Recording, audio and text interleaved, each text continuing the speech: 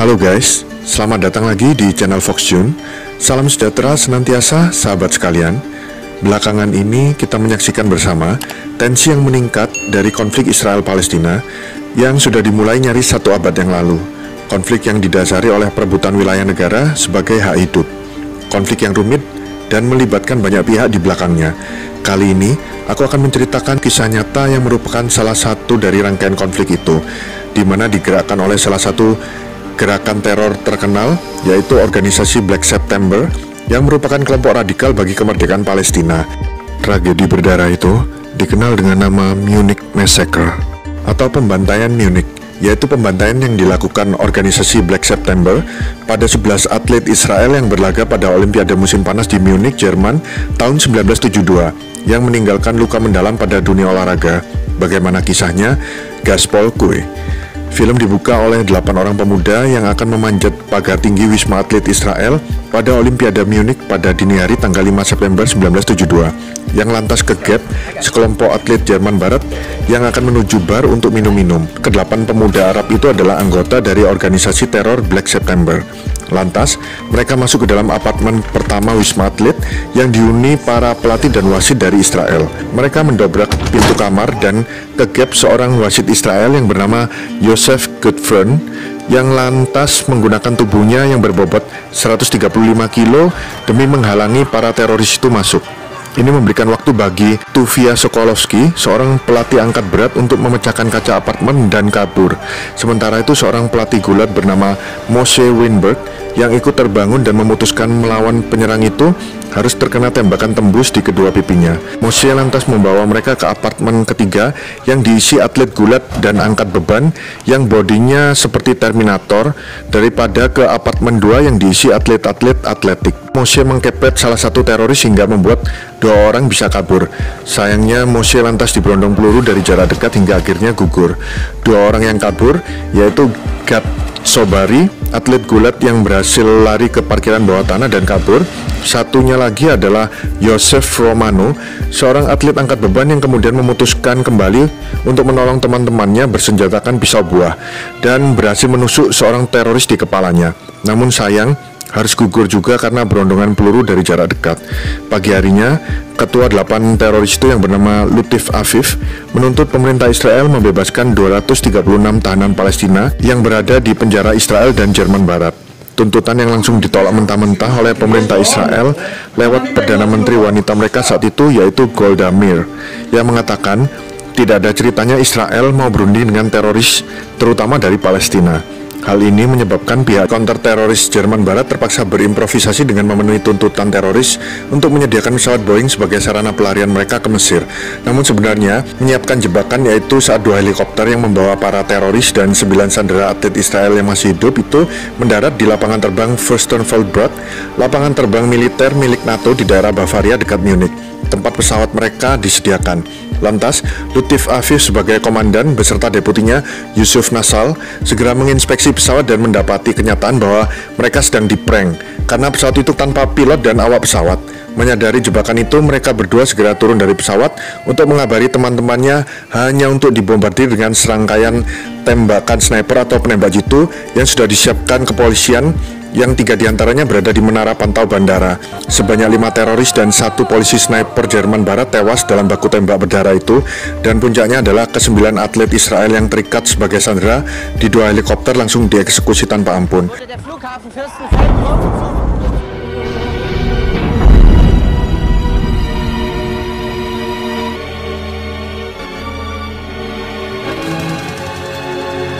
Media lokal Jerman memberitakan bahwa semua sandera dan teroris telah tewas.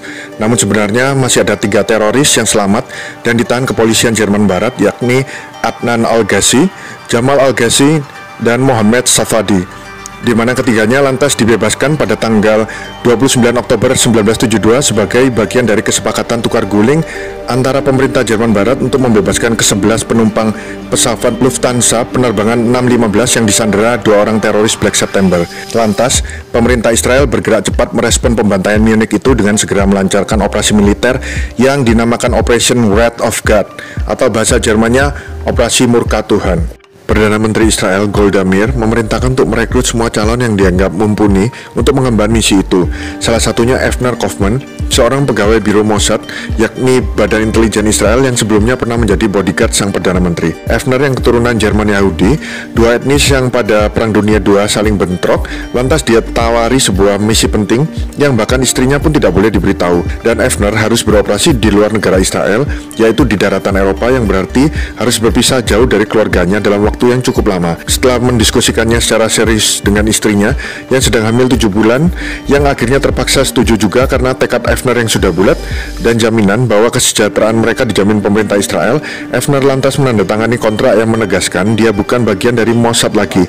Tujuannya agar jika aksinya ketahuan, pemerintah Israel tidak bisa dikaitkan. Selanjutnya, dia bertemu dengan 4 anggota tim lainnya dalam sebuah jamuan makan yang hidangannya disiapkan Avner sendiri yang memang jago masak.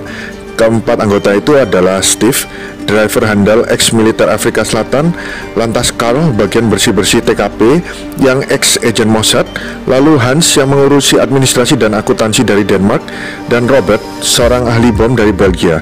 Namun sekalipun dari berbagai negara, semua anggota tim Avner adalah pendukung Zionis, karenanya mereka bersedia turut serta dalam misi balas dendam itu. Hal yang sama bagi Lutif Afif tadi sebagai pemimpin 8 teroris tragedi Munich, terlahir dari ayah Arab beragama Kristen dan ibu yang beragama Yahudi, namun dia karena pandangan politiknya sendiri menjadi pendukung Palestina.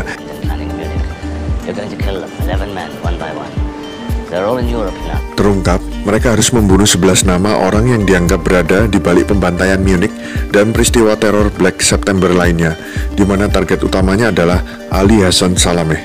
Selanjutnya, dari seorang teman lama, Avner dikenalkan ke sebuah biro jasa intelijen swasta yang dapat menemukan keberadaan setiap orang yang dicari Avner, di mana diketahui salah satunya yang bernama Wael Sweater tinggal di Roma, Italia, tempat mereka bertemu saat itu.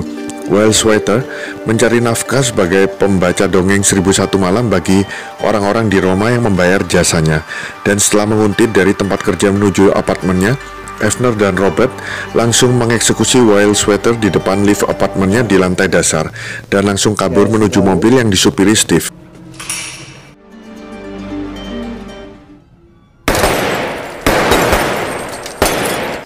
Setelah itu, Karl yang bertugas bersih-bersih TKP segera mengamankan selongsong peluru dari pistol Avner dan Robert yang jatuh ke lantai agar tidak menjadi barang bukti pembunuhan.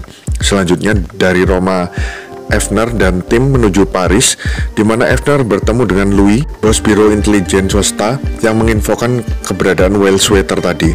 Avner mengaku bernama Frank Storch, seorang pebisnis kaya dari Amerika pada Louis, karena Louis tidak melayani klien dari suatu pemerintahan. Louis lantas menginfokan target nomor 2 Avner, seorang pengusaha bernama Mahmoud Hamshari yang tinggal di kota Paris.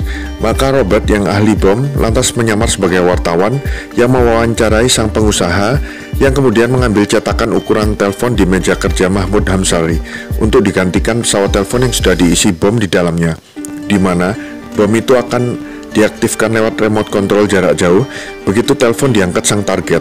Maka di hari H, menunggu putri dan istri sang pengusaha keluar dari apartemen terlebih dahulu, Robert lantas menekan tombol pemicu bom setelah Mahmoud Hamshari mengangkat telepon maut dari Karl. Oui, Mahmoud Hamshari. Yes. Setelah itu, Avner diam-diam pulang ke Israel, di mana dia menemui ibunya yang menemani istrinya yang sedang melahirkan putrinya. Avner lantas mengatur kepindahan istri dan anaknya ke Brooklyn, New York, Amerika Serikat dengan alasan keamanan, karena Avner sedang terlibat misi yang bisa mengancam keselamatan keluarga.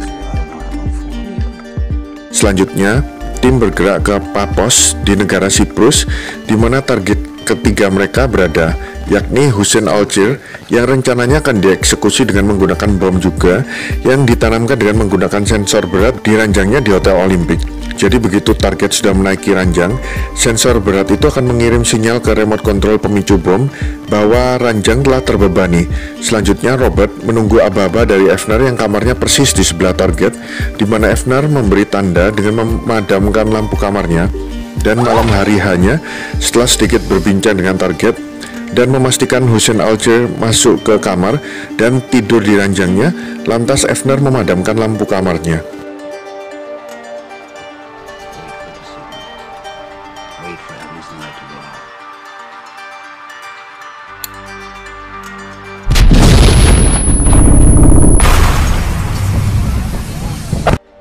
Ledakan dari bom itu yang diperkirakan hanya membunuh target di kamarnya, rupanya lebih kuat sehingga ikut menghancurkan kamar di sisi kanan dan kiri target yang dihuni Evner dan pasangan muda yang sedang bulan madu.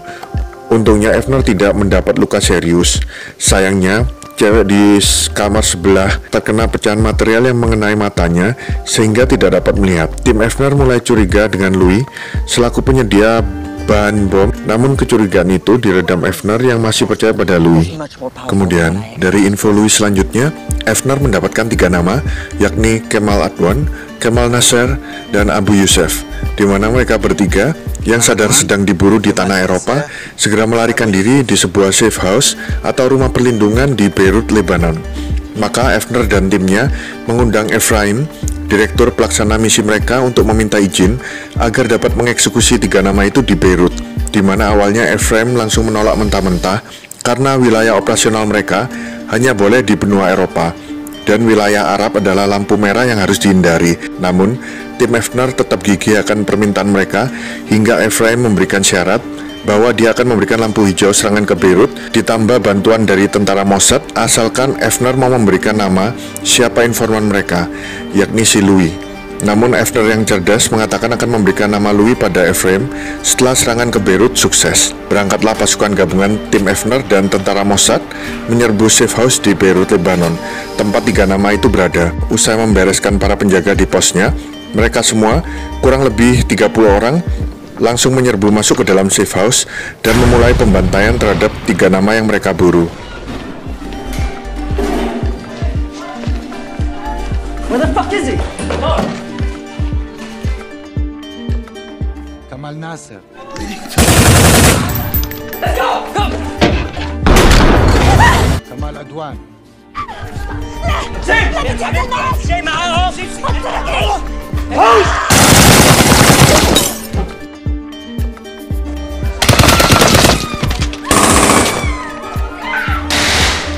Abu Yusuf. Tepat setelah misi mereka sukses, datang rombongan tentara Palestina yang berencana menyelamatkan 3 nama pemimpin mereka itu di safe house. Sempat terjadi baku tembak seru, namun akhirnya tentara Fedayeen itu berhasil dibereskan oleh tentara Mossad yang membokong mereka.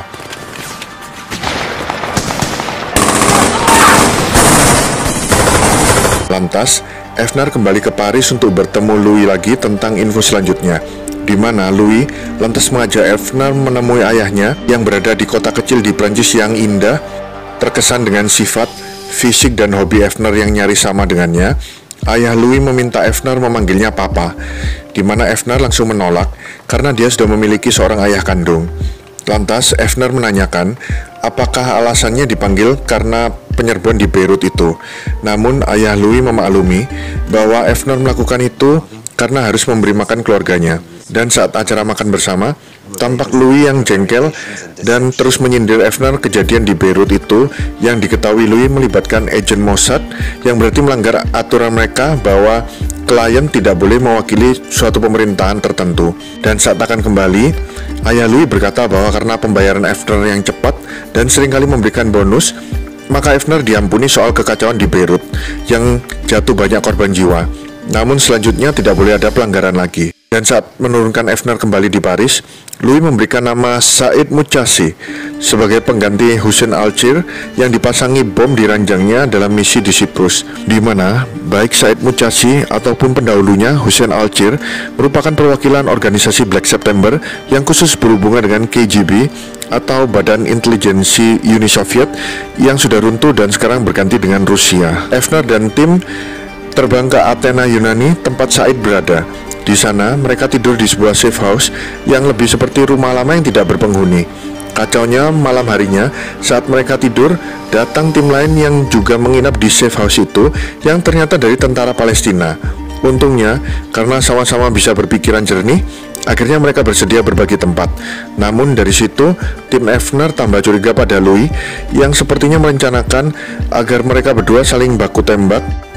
Esok malamnya, tim Evner menyantroni hotel tempat Said Mujasi menginap, di mana tim Evner bersiap meledakkan kamar Said yang sudah dipasangi bom di siang harinya setelah bekerja sama dengan portir hotel. Kemudian tampak Said yang baru datang dengan pengawalan ketat dari tentara Palestina yang dipimpin Ali yang sekamar dengan mereka di safe house kemarin, dan ada juga 2 agen KGB.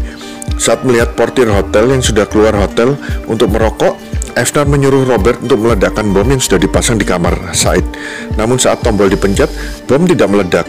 Panik karena khawatir Said segera keluar kamar untuk pergi lagi, Hans yang aslinya bertugas sebagai akuntan dan bagian administrasi di tim Evner berinisiatif membawa granat tangan dan melemparkannya ke dalam kamar Said agar memicu ledakan secara manual. Lucunya, para bodyguard Said Mujasi termasuk 2 agen KGB itu tidak curiga sama sekali atau memeriksa Hans yang membawa tas dan tampak buru-buru masuk ke hotel. Mungkin di benak mereka, Hans adalah aki-aki yang tidak berbahaya. Hingga tanpa kesulitan sama sekali, Hans segera naik tangga ke kamar Said dan langsung mendobrak pintu serta melemparkan granat tangan itu ke dalam kamar.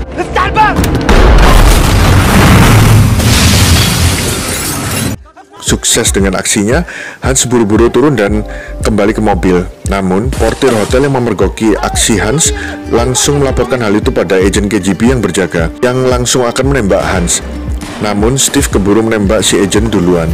Lantas diiringi baku tembak dan terbunuhnya Ali karena tembakan Carl, akhirnya tim Evner berhasil kabur. Di mobil lantas terungkap bahwa Robert sebenarnya adalah ahli penjinak bom, bukan ahli perakit bom.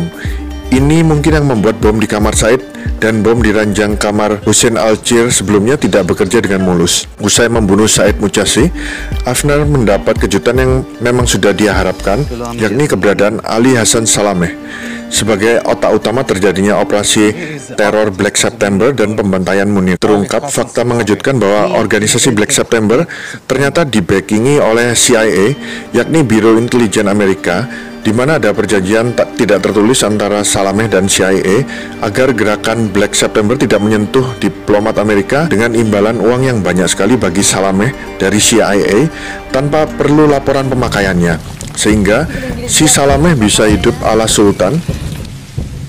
Tim Evner yang sudah sangat emosi dan ingin segera menghabisi Salameh segera ke London dan berhasil melacak keberadaannya. Saat eksekusi akan dilancarkan di suatu malam yang diguyur hujan pada Salameh yang diapit 3 bodyguardnya. Saat Evner dan tim sudah pada posisi untuk menghabisi Salameh, tiba-tiba muncul campur tangan pihak ketiga yang langsung merusak rencana. Ternyata itu pihak CIA yang diwakili 3 agennya yang tiba-tiba saja menghadang laju Evner yang akan menuju rombongan Salameh. Akibatnya Salameh berhasil lolos dan pihak CIA pun memberikan jari tengah pada tim Evner yang hanya bisa gigit jari. Sungguh sial. Setelah misi yang gagal itu, Evner segera kembali ke hotel dan menghibur diri dengan minum seorang diri di bar hotel. Di situ, Evner bertemu dengan seorang cewek yang bening menggoda. Evner yang sudah lama tidak bertemu istrinya segera mendekati si cewek yang ternyata juga terkesan dengan Evner. Hampir saja kilaf, Evner segera sadar diri dan segera cabut dari sana sebelum jatuh ke dalam cobaan.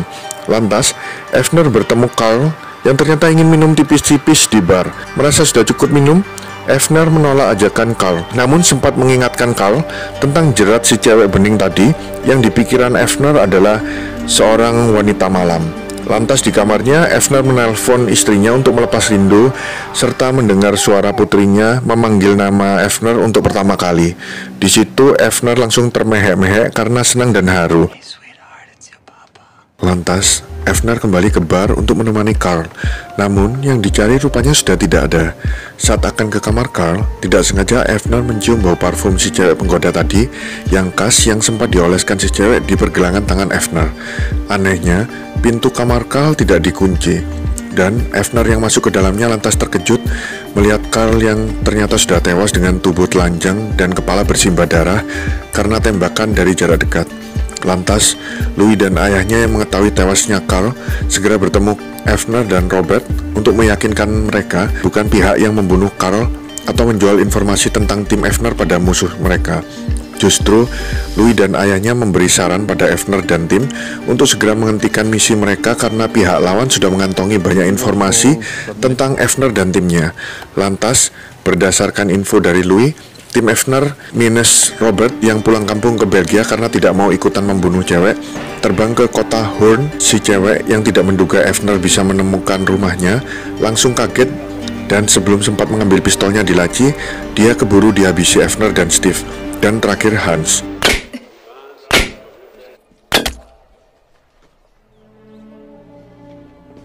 In 7 months, we've killed 6 of the 11 names. Setelah itu, Evner dan tim mereview pencapaian mereka, di mana dalam 7 bulan masa operasi, situasi pun tidak menunjukkan titik terang, di mana setiap tokoh Black September yang tewas langsung digantikan oleh orang yang jauh lebih berbahaya, yang menyebabkan lebih banyak teror dan jatuh lebih banyak korban. Karenanya, yang mereka lakukan ini seperti lingkaran setan yang tidak akan pernah berakhir. Namun Evner menegaskan bahwa rencananya kini adalah menghabisi 5 target yang tersisa, apapun resikonya, walaupun itu berarti membutuhkan waktu selamanya. Rupanya dalam waktu dekat, arogansi dan keyakinan Evner itu dengan cepat segera runtuh, menyusul terbunuhnya Carl, lantas Hans yang tewas tertikam pisau oleh orang misterius, dan Robert yang tewas karena ledakan bom di rumahnya di Belgia. Kematian kedua rekannya dalam waktu yang berdekatan itu langsung membuat Evner menjadi paranoid terhadap orang-orang dan lingkungan sekitarnya, bahkan di rumahnya sendiri. Evner harus terbayang wajah rekan-rekannya itu, terutama Robert, yang hubungannya paling dekat dengan Evner.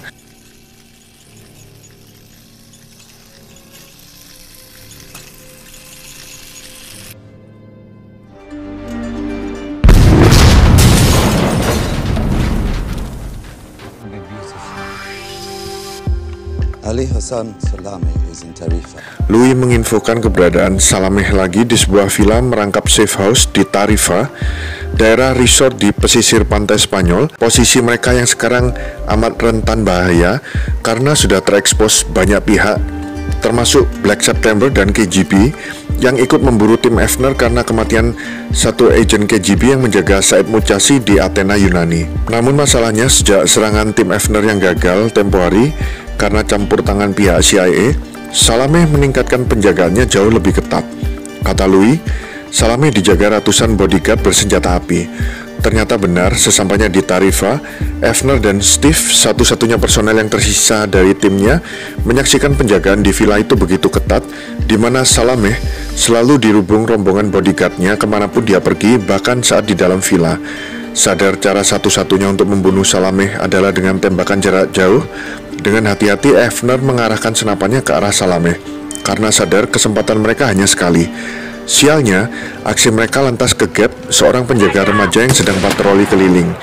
Tidak mau mati konyol, mereka terpaksa menembak anak itu, di mana suara tembakan yang keras langsung memecah kesunyian malam dan menyebabkan Evner dan Steve diburu semua anak buah Salameh, hingga harus lari tunggang langgang menyelamatkan nyawa. Sadar peluang keberhasilan mereka menyelesaikan misi nyaris nihil, Evner lantas kembali ke Israel untuk melaporkan berakhirnya operasi mereka kepada Ephraim. She says you have done a great thing for your people, for Israel. Di markas Mossad, tidak ada upacara penyambutan pahlawan negara, apalagi penyematan bintang jasa kepahlawanan bagi Evner dan timnya, hanya basa-basi dan pelukan dari seorang jenderal. Sungguh ironis, bertaruh nyawa demi negara namun tidak diakui keberadaannya. Tapi setidaknya dari sisi kesejahteraan, Evner dan timnya mendapatkan kompensasi yang sangat layak. Lantas setelah sang jenderal pergi, Ephraim menginterogasi Evner, di mana janji Evner tempo hari bahwa setelah penyerangan ke Beirut, dia akan memberikan nama Louis sebagai sumber informasinya kepada Ephraim, belum dipenuhi Evner. Namun Evner, yang setia kawan dan sudah menganggap keluarga Louis sebagai keluarganya sendiri, tidak mau memberikan nama Louis sekalipun dipaksa Ephraim dengan ancaman akan diadili. Evner yang cerdas berkata bahwa Ephraim tidak bisa melakukan itu karena dirinya sudah bukan bagian dari Mossad lagi. Sejak Evner menandatangani pembatalan kontrak sebagai pegawai Mossad sebelum misi dijalankan.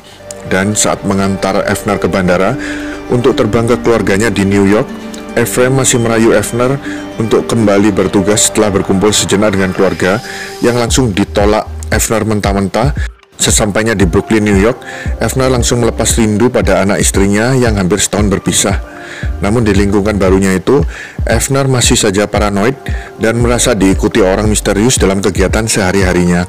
Hingga Avner yang merasa bingung, marah, dan takut lantas menelpon kediaman ayah Louis, di mana sang ayah yang sudah menganggap Avner sebagai keluarganya sendiri, karenanya ayah Louis tidak mungkin akan menyakiti keluarga Avner. Maka Avner pun lantas melabrak kantor Mossad dan mengancam akan membuka apa saja tentang operasi Wrath of God yang dia lakukan pada media jika pihak Mossad mengganggu dan mengancam keselamatan keluarganya. Lantas Ephraim mengunjungi Avner di New York dan menjelaskan bahwa tuduhan Avner bahwa Mossad memata-matai keluarga Avner adalah tuduhan yang tidak berdasar, karena Avner sudah dianggap sebagai pahlawan Israel karena jasanya dan justru dilindungi oleh negara. Namun kemudian percakapan menjadi tidak nyaman karena Ephraim yang belum lelah masih saja berusaha mengajak Avner kembali menjalankan misi Mossad. Tetap menolak segala rayuan dan iming-iming Ephraim dan mengatakan hal yang pernah dikatakan Hans, bahwa misi balas dendam itu hanyalah kepuasan sesaat. Orang-orang yang dibunuh kemudian digantikan oleh orang-orang yang jauh lebih buruk lagi dan berbahaya, sehingga tujuan perdamaian bagi rakyat Israel tidak akan pernah tercapai. Tahu bahwa bujuk rayunya mental semua, Ephraim langsung berbalik meninggalkan Avner. 5 nama tersisa dari 11 nama awal. Selanjutnya 4 nama berhasil dieliminasi tim lain dari Mossad selain tim Avner, dan hanya membutuhkan kurang dari 1 dekade, yaitu pada dekade 1970-an saja, termasuk Ali Hassan Salameh sebagai target utama yang tewas karena ledakan bom di mobilnya yang dipasang oleh agen Mossad pada 22 Januari 1979. 1 nama yang tersisa dan meninggal karena usia tua hanyalah Abu Daud yang meninggal karena gagal ginjal di tahun 2010. Bahkan pada tahun 1999, Abu Daud menulis autobiografi yang berisi pengakuannya sebagai salah satu otak tragedi pembantaian Munich dan aksi-aksi teror organisasi Black September lainnya. Ini menunjukkan kehebatan Mossad yang diakui sebagai biro intelijen nomor 1 di dunia, bahkan dibanding CIA sekalipun. Namun begitu, ada beberapa kegagalan Mossad yang terkesan ngaco dan sembrono, seperti pembunuhan Ahmed Bouchiki yang dibunuh oleh agen Mossad pada tahun 1973 hanya karena Mossad salah mengenalinya sebagai Ali Hassan Salameh. Ahmad Bouchiki yang saat itu pulang dari tempat kerjanya sebagai pelayan restoran menuju rumah bersama istrinya yang hamil tua, harus menerima kenyataan pahit diberondong 13 kali tembakan jarak dekat oleh agen Mossad yang mendapat info dari intelijen yang ngawur.